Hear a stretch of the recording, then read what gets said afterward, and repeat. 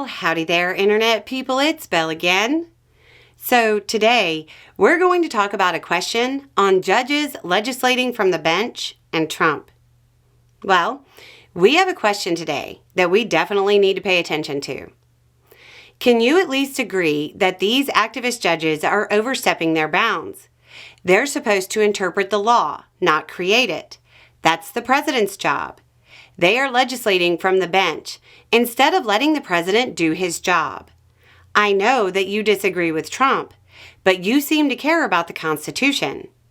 How can you not see what these judges are doing by obstructing Trump's actions as unconstitutional? If this sounded like a good question, I am begging you to sit down and read the Constitution. If you don't want to read it, there will be a link down below and you can listen to someone else read it. Okay, so why did this make my eye twitch? Quote, they're supposed to interpret the law, not create it. That's the president's job. Judges are in fact supposed to interpret the law. But then you say, not create it.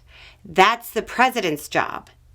No, the president does not create law. He is supposed to faithfully execute the laws. Article 2, Section 3. So who creates the laws? In the next sentence, you say, quote, they are legislating from the bench instead of letting the president do his job. It's called legislating from the bench. The legislative branch creates the laws. Congress creates the laws. Congress controls the purse strings.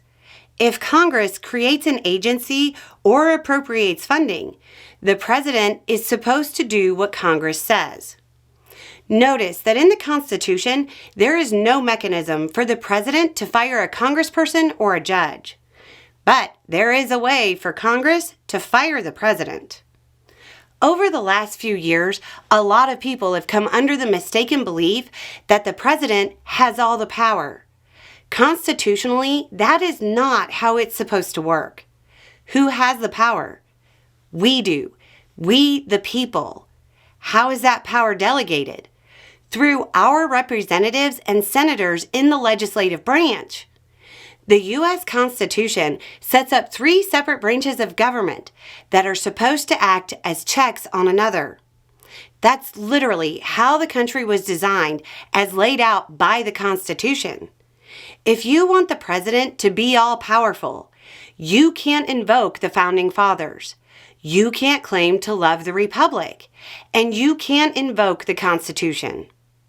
The whole thing was set up to prevent one person from having all the power. It was decentralized. The Constitution is an incredibly short document. It doesn't take long to read or listen to.